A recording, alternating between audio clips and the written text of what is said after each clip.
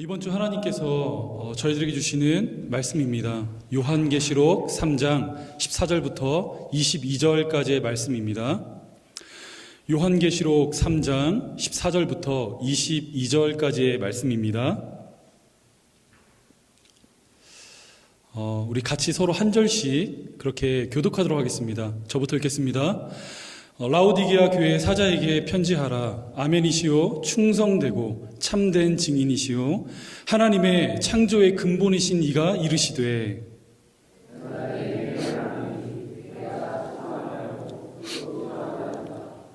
내가 차든지 뜨겁기를 깼기를 원하노라.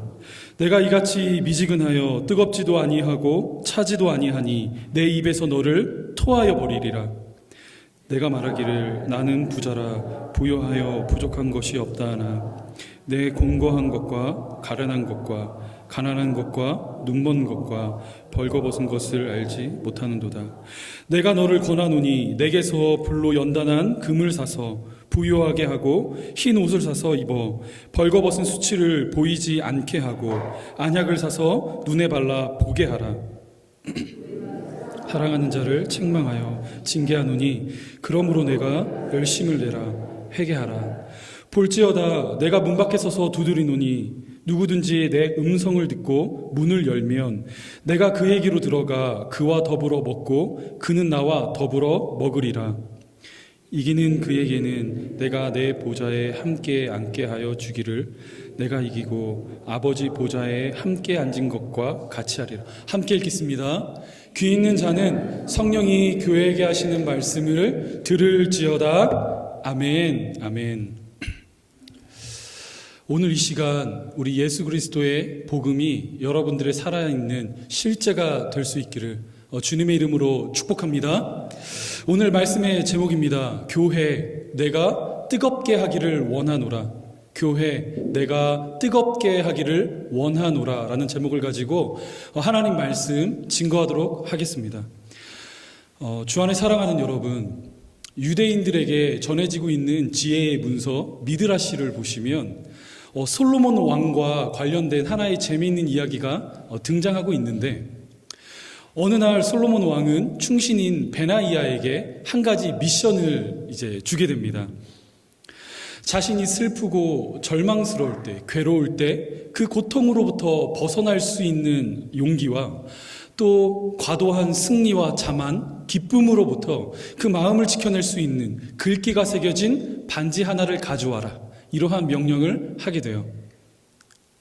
이제 왕의 명령을 받게 된 베나이아는 세계 각지로부터 지혜롭다 알려진 수많은 현인들을 초청하여 그들에게 자문을 구하였는데 뾰족한 명쾌한 해답을 찾을 수가 없었습니다. 이제 고민과 시리에 빠진 베나이아는 예루살렘 빈민가를 거닐던 중 한 골목 끝에서 낡은 카펫을 깔아놓고 장신구를 팔고 있는 한 노인을 만나게 되었습니다. 그리고 그 노인에게 다가가 자초지종을 설명하며 조언을 구하자 이 노인은 카펫 밑에 있던 하나의 작은 반지를 꺼내 그에게 전해주게 되었어요.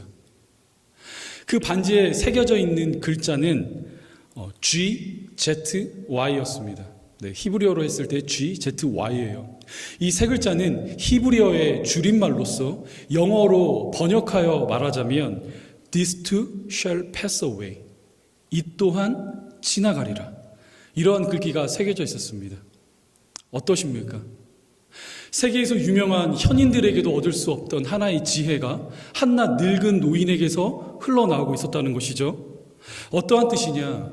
결국 흘러가는 시간 앞에 저와 여러분들이 느끼는 인간의 감정은 사라지고 만다는 것이며, 제 아무리 기쁘고 슬프고 낙심된 순간이 찾아온다 할지라도 또 반대로 기쁘고 감격스러우며 벅찬 시간이 찾아온다 할지라도 그 모든 것들은 결국 영원하지 않다는 말이 아니겠습니까? 저는 가끔 캐나다로 이민 오신 지 30년, 40년이 되신 우리 어르신들을 만날 때면 그분들이 처음 캐나다 땅에 건너와 겪으셨던 그 어려움들에 관해 이야기를 들을 수가 있습니다. 조금 더 나은 삶을 위하여 우리 자식들에게 좀 더 좋은 기회를 주고자 그렇게 정든 한국 땅을 떠나 캐나다 땅으로 건너와 이민 초기에 겪었던 그 어려움들을 이렇게 막 회상하실 때면요, 지금도 눈물을 글썽글썽 거리는 모습을 확인하곤 해요. 말은 통하지 않았고 가진 것은 없었고 아는 사람도 한 사람 없었던 그때 그 시절. 그러나 결국에는 그땐 그랬지, 이렇게 작은 웃음과 함께 대화를 마무리하시는 걸 볼 때면 정말 망각이란 신이 인간에게 주신 선물이구나, 이 또한 지나간다는 말이 결코 틀린 말 같지는 않다는 것입니다. 철저한 무신론자이자 19세기를 대표하는 철학자인 니체 역시도 도덕의 계보라는 자신의 책을 통하여 다음과 같이 증언하고 있어요. 행복을 행복으로 만드는 것은 무엇인가를 잊는 것이다. 그래서 불의의 사고를 당한 사람도, 사랑하는 가족을 잃은 자도, 시리에 빠져 있는 자도 이 망각의 힘을 힘껏 사용할 수 있다면 얼마든지 행복을 쟁취할 수 있다라는 이야기예요. 아마 이 자리 가운데 우리 결혼하신 우리 여성분들은 다들 경험하셨을 텐데 저는 그렇게 생각해요. 첫째 아이를 출산하신 후 우리 여성분들 어떠한 결심을 하셨습니까? 자, 우리 어머니들 좀 계시죠? 네. 첫째 아이를 딱 출산했을 때 어떠한 생각을 하셨죠? 아싸, 끝났다. 아싸, 이제 둘째 빨리 가져야지. 여러분 그런 생각 하셨나요? 아니죠. 아니에요. 내가 두 번 다시 애를 낳나 봐라. 그렇죠? 나 다시는 애 안 갖는다. 이러한 결심을 하지 않으셨습니까? 왜죠?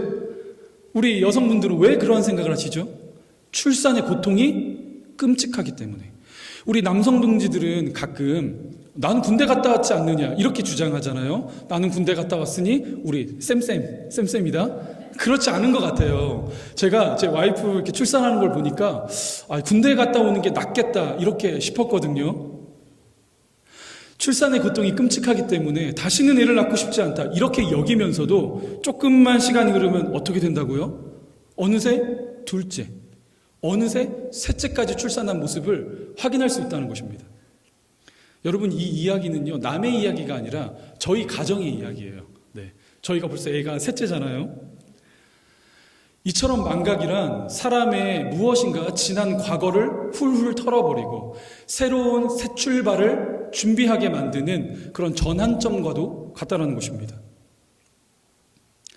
하지만 주 안에 살아가는 여러분, 성경을 보시면 하나님께서는 언제나 주의 백성들을 향하여 너희들은 망각의 힘을 의지하지 말고 기억의 지혜를 힘껏 붙들며 이 땅을 살아가라 이렇게 요구하고 계십니다. 오늘을 힘있게 살아갈 수 있도록 저와 여러분들에게 힘 주시고 능력 주시는 하나님의 은혜를 잊지 말고 기억함으로 그 은혜의 법 아래 놓여 살아갈 것을 우리에게 끊임없이 당부하고 계시다는 거예요. 성경 66권 중 그 대표적인 말씀이 신명기서라고 할 수가 있는데 이제 이스라엘 백성은 애굽을 탈출하여 약속의 땅인 가나안 땅을 눈앞에 두게 되었습니다. 이제 며칠 뒤면 가나안 땅에 들어갈 수 있는 상황이 되었어요.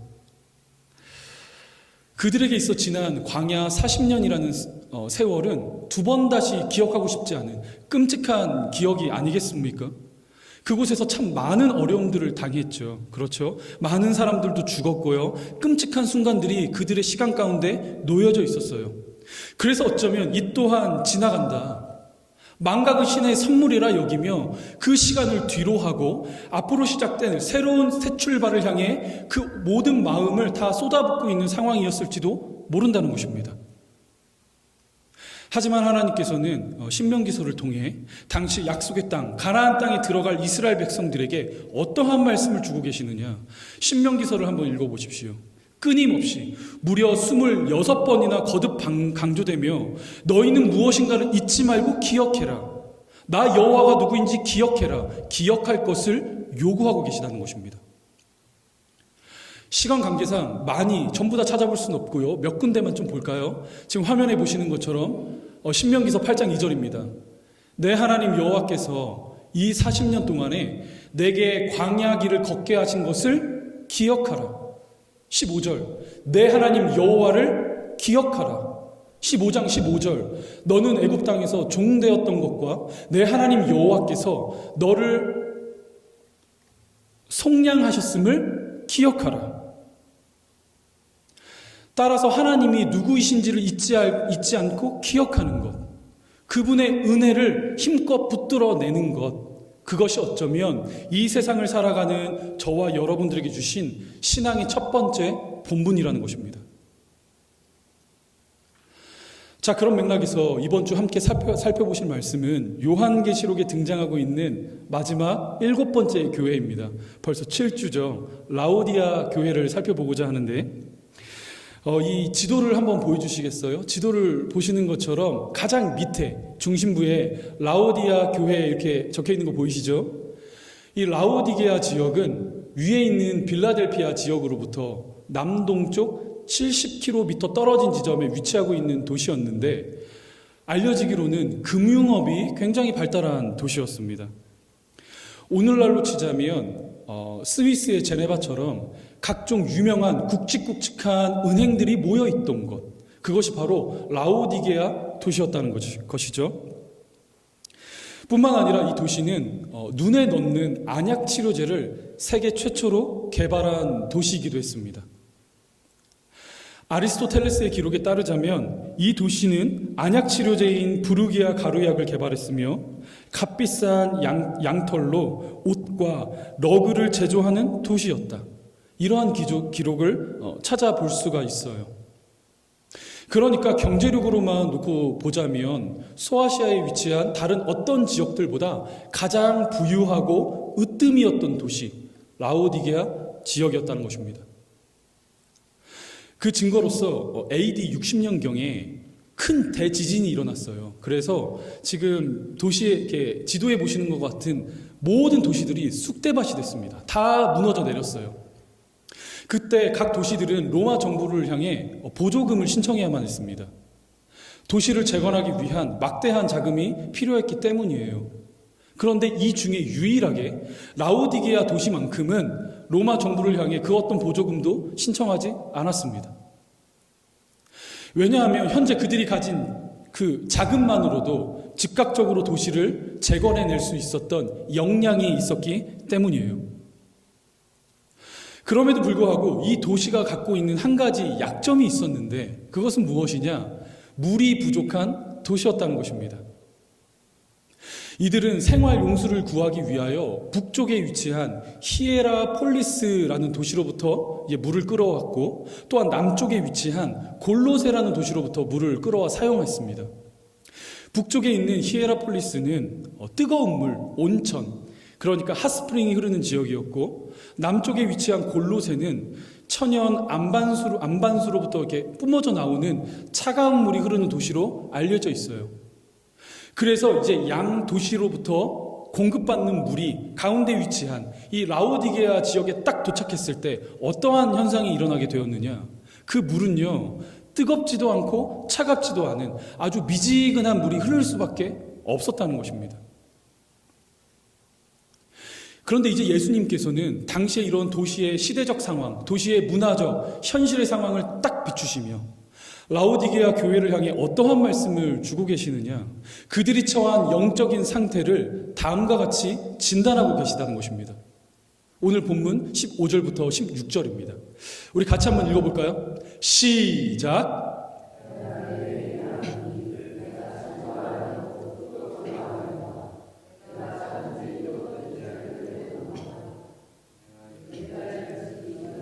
뜨겁지도 아니하고 차지도 아니하니 내 입에서 너를 토하여 버리리라. 당시 이들의 영적인 상태가 어떠했다고요? 마치 뜨거운 커피가 다 식어버린 것처럼, 또 아이스 커피 안에 얼음이 다 녹아버린 것처럼 밍밍한 상태, 이도 저도 아닌 미지근한 상태가 바로 이들의 신앙 상태였으며 영적인 상황이었다는 것입니다. 그리고 이보다 더 심각한 문제가 있었으니 그것은 무엇이냐? 이 라오디게아 교인들, 이 교회는 자신의 영적인 상태가 어떠한지 가늠하고 있지 못하다는 사실이에요. 본문 17절입니다. 제가 읽겠습니다. 내가 말하기를 나는 부자라 부요하여 부족한 것이 없다 하나 내 곤고한 것과 가련한 것과 가난한 것과 눈먼 것과 벌거벗은 것을 어떻게 해요? 알지 못하는도다. 나는 부자다. 나는 부요하다. 부족한 것이 아무것도 없다. 우리 도시는 세계 최초로 안약을 개발했고 고급 양털이 흘러 넘치는 아주 부유한 도시이지 않는가? 이곳에는 눈먼 자가 없고 벌거벗은 사람들이 없다. 그들은 이렇게 주장했는지는 몰라도 그들을 향해 바라보는 예수 그리스도 눈에는 어떠했다고요? 너희들은 가난하고 가련하고 곤고하며 눈이 멀었고 헐벗고 있는 자들이다. 이러한 영적인 상태를 진단하고 계셨다는 거예요. 주 안에 사랑하는 여러분, 분명 라오디게아 교회는 겉으로 보았을 때 참 평온한 교회였습니다. 우리가 앞서 6주에 걸쳐 살펴본 말씀들, 공통적인 문제점이 한 가지 있었지 않습니까? 이단들의 거센 도전이 있었어요. 거짓 선생들이 슬그머니 들어와 잘못된 교리를 이렇게 펼치며 사람들을 혼동하게 만들었습니다. 하지만 이 라오디게아 교회만큼은 그 어떤 신앙의 공격도 없었고 또 빌라델피아 교회처럼 보잘것없는 마이클론이 아니라 메가처치로서 큰 위용을 자랑하던 교회였다는 거예요. 오늘날 우리 현대인들, 우리 현대의 그리스도인들이 찾는 교회가 있다면 바로 이런 교회라고 할 수가 있겠죠. 교회 안에 에스컬레이터가 설치되어 있고요. 값비싼 음향 장비들이 딱 구축이 되어 있고 또 전문 인력이 배치된 타가소가 운영되고 있습니다.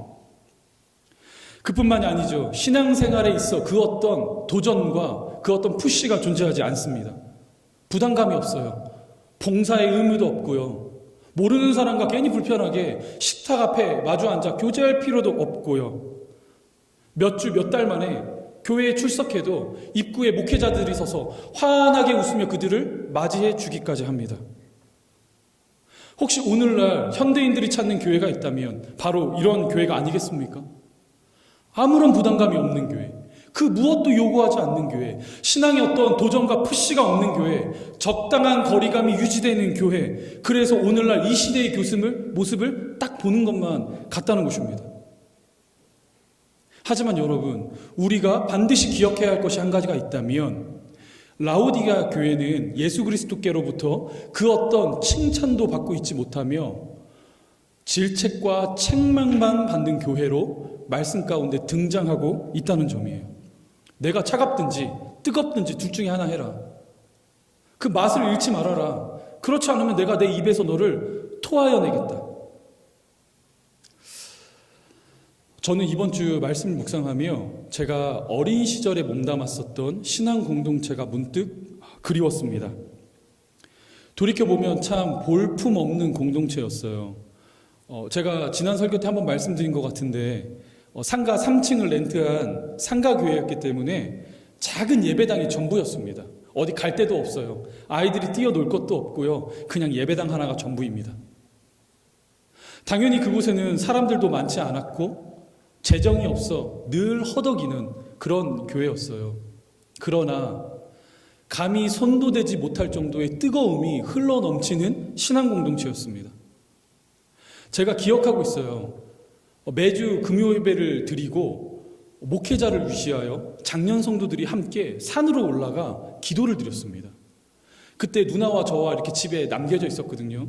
그래서 창문 너머로 하나 둘씩 차를 타시고 교회 봉고차를 타시고 기도하러 산기도를 하러 가시는 성도들의 모습에 그 뒷모습을 제가 기억하고 있어요.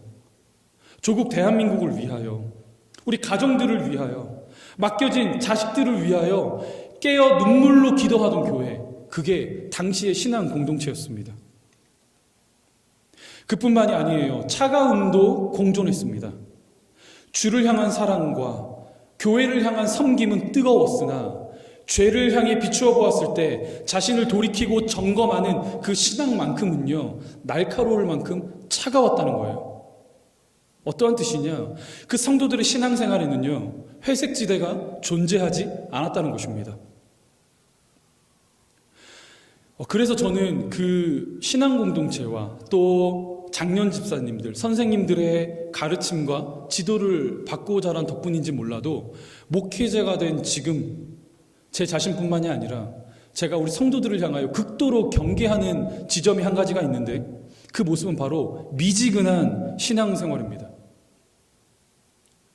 과도한 승리와 기쁨, 자만으로부터 제 마음을 지켜내고 또 낙심, 슬픔, 어려움으로부터 제 자신을 지켜내기 위한 하나의 다짐이 제 마음속에 새겨져 있는데 어떠한 것이냐?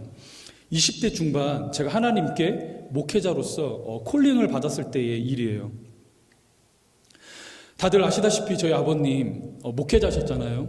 개척교회 목회자이셨는데 교회를 충성되게 섬기시다가 개척 5주년을 하루 앞둔 토요일 저녁 밤에 심장마비로 쓰러지셔서 돌아가셨습니다. 당시 저는 초등학교 4학년이었는데 아버지께서 쓰러지셔서 돌아가시는 그 모습을 제 눈으로 지켜보았어요. 얼마나 충격적이었는지 이것이 트라우마가 돼서 그 어린 시절에는 저 혼자 방에 잠을 이루지 못했습니다. 그뿐만일까요? 목회자를 잃은 그 남겨진 가정의 삶도 참 가혹하기는 마찬가지였어요. 목회자를 보필하며 가정을 돌보고 계신 어머니께서 하루아침에 과연 무슨 일을 하실 수 있었겠습니까? 그런데 힘들게 애써 키워낸 아들이, 대학을 졸업한 아들이 직장에 취직하는 것이 아니라 신학대학원에 입학하여 아버지의 뒤를 이어 또다시 목회자가 되겠다고 한다면 여러분 어떨까요? 개탄한 일 아닙니까? 참 기가 찬 노릇이 아니겠습니까? 그래서 참 여러 기간 동안, 오랜 시간 동안 기도하고 준비했습니다. 그리고 신학대학원에 입학한 날, 합격 발표가 있었던 날, 제가 조용히 밤에 어머니 방을 찾아 들어가 몇 마디 대화를 나누게 되었어요. 제가 그때 어떠한 말씀을 드렸냐? 어머니, 저와 한 가지만 약속해 주십시오. 많이도 아니라 딱 한 가지면 됩니다. 혹시 제가 앞으로 주님의 종으로 목회자로 살아갈 때에 그 마음 가운데에 열정과 열심이 사라지게 된다면 저 그때 목회 그만두겠습니다. 강대상 위에 올라와서 연기하며 살아가고 싶지 않습니다. 제가 어머니께 그러한 말씀을 드렸어요. 어느 누군가는, 그래서 저희 아버지는 평생에 걸쳐 사수하고 싶었고 지키고 싶었던 그 강대상, 그 엄숙함과 그 존엄성을 제가 너무나 잘 알고 있기 때문에 저 연기하며 살아가고 싶지 않습니다. 하나님을 속이고 제 자신을 속이고 싶지 않아요. 어머니, 저는 그때는 강대상을 내려오겠습니다. 농사를 짓던, 비즈니스를 하던, 다른 직업을 가지고 삶의 현장에서 하나님을 예배하는 예배자로 살아가겠습니다. 이것이 제가 목회를 시작할 때 품었었던 마음이에요. 그리고 올해 3월 개척을 앞둔 상황 속에 한국을 잠시 방문했다 캐나다로 돌아올 때에 저는 또다시 어머니 방에 들어갔습니다. 어머니, 13년 전 아들이 했던 이야기 아직도 기억하시죠? 그 약속은 저에게 여전히 유효합니다. 아버지 고 이수영 목사가 세우신 제자교회의 뒤를 이어 그 아들이 낯선 타국 캐나다 캘거리로 넘어가 캘거리 제자 삼는 교회를 개척하려고 합니다. 어머니 이를 위하여 기도해 주십시오. 그리고 혹시 제 안에 목회자로서의 그 열정과 열망이 사그러들게 된다면 저 그때는 조금도 미련 없이 감사한 마음으로 언제든지 강대상을 내려올 준비가 되어 있습니다. 그러자 어머니께서 저에게 이런 말씀을 하시더라고요. 그래 아들아, 믿는다. 부끄럽지 않게 살거라. 주 안에 사랑하는 여러분, 저는 왜 이러한 절박한 마음으로 목회에 임할 수밖에 없을까요? 사실 시간이 조금 지나고 보면 괜찮아지지 않겠습니까? 현재도 감사하지만 조금 시간이 흐르고 보면 교회도 더 자리 잡겠고 목회자로서 경험, 구력이 생겨 설교를 준비하는 일도, 성도님들을 만나 신방하는 일도, 교회 사역을 감당하는 그 모든 것들이 지금 현재보다 조금 편해지지는 않겠습니까? 그럼에도 불구하고 왜 저는 항상 절벽에 선 듯한 그런 기분으로 하나님의 부르심에 응답할 수밖에 없을까요? 오늘 본문이 말해주고 있죠. 그것이 바로 교회 공동체와 성도된 여러분들을 향한 하나님의 마음이며, 그것이 이 땅을 살아갈 때 저와 여러분들이 힘껏 붙들어야 할 신앙의 본분이기 때문이에요. 내가 뜨겁기를 원하노라. 주 안에 사랑하는 여러분, 이 시간 정말 솔직하게 가슴에 손을 얹고 여러분들의 형편과 여러분들의 영적인 상태를 한번 점검해 보시길 바랍니다. 나의 상태는 어떠한가? 오늘 나의 신앙은 바로 서 있는가? 내 안에 예수 그리스도의 복음이 흘러 넘치고 있는가? 다른 것 없어도 예수 하나면 충분합니다. 예수로 만족합니다. 그러한 신앙의 고백이 여러분들의 삶 가운데 흘러 넘치고 있는지 한번 점검해 보세요.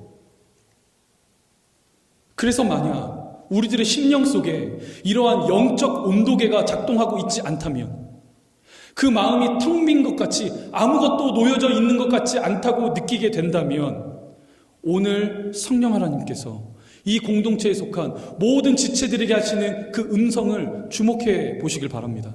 본문 19절부터 20절이에요. 제가 읽겠습니다.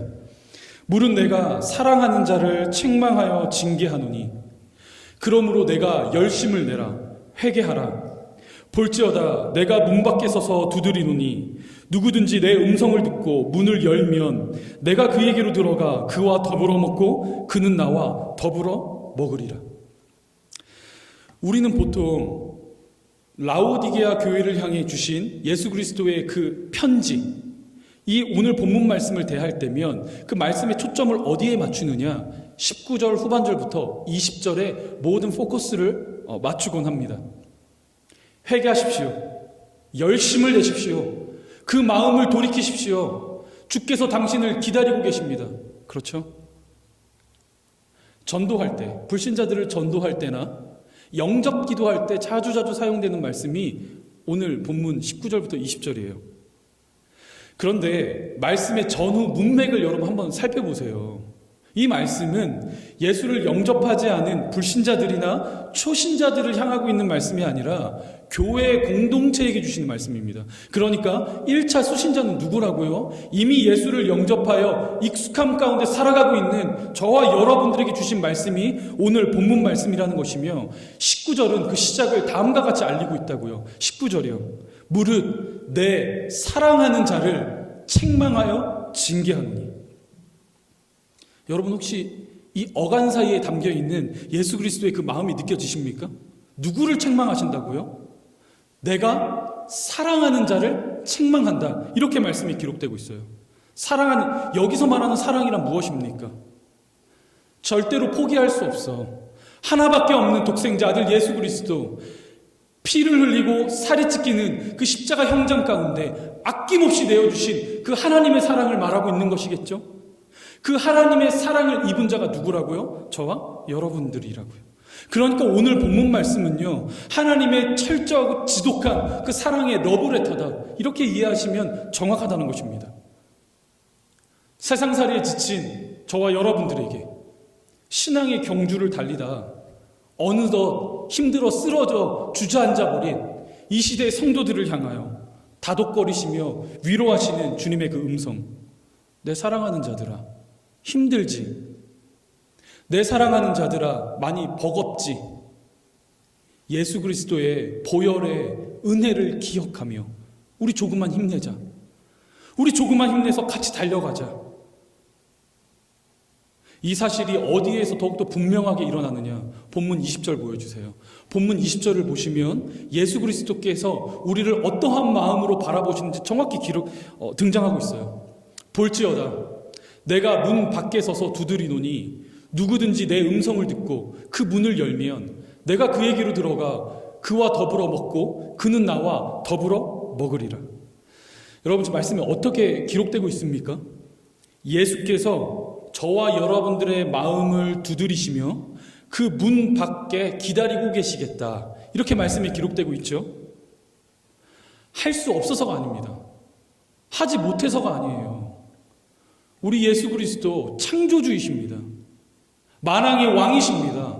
저와 여러분들을 지은 주인 되십니다.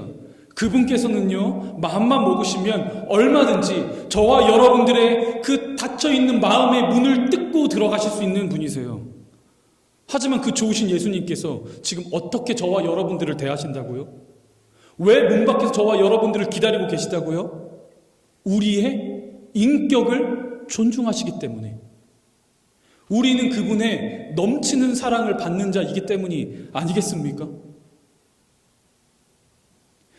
그리하여 변치 않는 아버지의 사랑을 우리가 기억해낼 수 있기를, 어느덧 뜨뜻미지근하게 식어버린 저와 여러분들의 그 심령 속에 따스한 신앙의 봄날이 불어오기를 바라시는 그 예수 그리스도의 사랑의 권면이 바로 라오디게아를 향한 예수 그리스도의 마음이며, 그 동일한 사랑의 권면이 오늘도 저와 여러분들을 향하고 있다는 것입니다.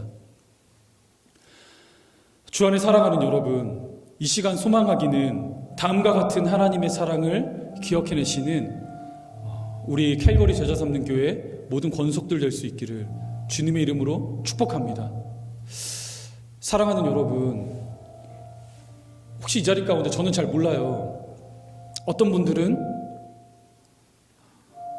유아 세례를 받고 모태신앙인으로 성장하신 분들도 계실 것이고, 또 어떤 분들은 초등학교 시절, 청소년 시절, 대학교 시절 우연한 기회에 복음을 접해 그렇게 예수 그리스도 영접한 분들 분명히 계실 거예요. 그 시작은 다 달라요. 하지만 저는 알아요. 우리 성도들의 그 심령 가운데 활활 타올랐었던 그 복음의 뜨거움이 있었던 시절이 존재했다는 것을요. 저는 이 시간 소망합니다. 우리 장년 집사님들 힘내십시오. 세상살이 지치고 무거워, 자녀들을 키워내는 일에, 먹고 사는 일에, 비즈니스를 하는 일에, 노후를 준비하는 일에, 내 집을 장만하는 일에 우리들의 모든 에너지와 시간을 다 소비하고 그 마지막에 우리 주님 앞에 섰을 때에 여러분 무엇을 올려드리겠습니까? 사랑하는 우리 청년들, 우리 젊은이들 기억하십시오. 예수께 드려지는 젊음이 가장 아름다운 젊음입니다. 저는 확신해요. 제 삶을 통하여 제가 자신 있게 말씀드릴 수 있는 것이 있어요. 우리 예수님, 주님 붙들고 살아간 주의 백성들 절대로 홀로 놔두시지 않습니다. 믿으십니까? 반드시 그 인생을 건지셔서 우리를 사망의 영역이 아니라 영원한 생명의 영역으로 옮기셨을 뿐만 아니라 우리들이 살아가는 그 실생활 가운데서도요, 마르지 않는 만나와 매출하게 은혜를 부어주시는 그 하나님의 사랑을 저는 믿어요. 주 안에 사랑하는 여러분, 뜨거운 그 신앙의 열정이 회복될 수 있기를 원합니다. 타성에 젖어 익숙함으로 주일이 되었으니 그냥 교회를 들어왔다 나갔다 출입하는 발걸음이 아니라 한 주를 살아갈 때에 나를 사랑하사 나를 위하여 십자가 지신 그 예수 그리스도 기억하고, 지난날 나의 삶을 공고한 자리 가운데 두지 않으시고 오늘 이 순간까지 인도해 내신, 지켜내신 하나님의 은혜를 기억하며 주님 앞에 경건하게 살아갈 때에 우리 하나님 홀로 영광받지 않으시겠습니까?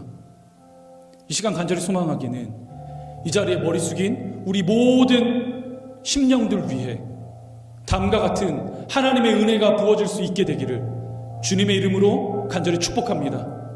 우리 함께 기도하도록 하겠습니다.